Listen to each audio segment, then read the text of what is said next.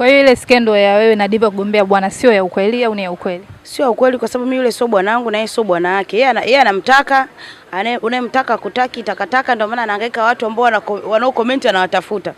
Yeye hatakiwi. Yeye anamtaka, kwa kila mtu akiona amecomment anamtafuta, anamuuliza kwa hiyo jamaa. Mimi simtaki, ni rafiki yangu, tunachati, tunaongea kuhusu kazi.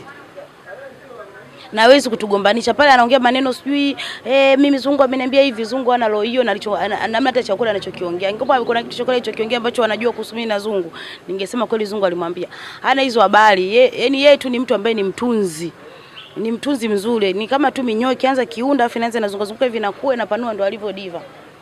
Ushauri wako ni upi sasa kwenye swala zima la mahusiano? Maana uwaga tunasikia mambo mengi sana ya Diva hasa kwenye upande wa mahusiano. Mara kama hari kubwa, mara anaangalia watu wa hadhi za juu zaidi ili waweze kuwa naye kwenye mahusiano. Labda wewe sasa Lulu, kwa sababu umeshakutana na Diva na unamfahamu kwa kiasi fulani, labda ushauri wako ni upi kwake katika swala zima la mahusiano ili aachane na hizi propaganda na skendo mbalimbali ambazo zimekuwa zikiendelea kwenye mitandao ya kijamii?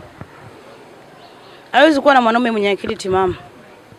Yaani watapata wale watoto ambao labda vitiktoka vinachipukia vinataka vitembelee na upepo, mimi ni mume wa Diva.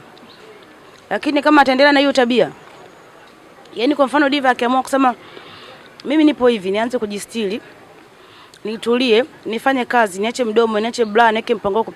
Wanaume hata angekuwa mzuri ana makalio. Wanaume hawai makalio. Kwani ana makalio?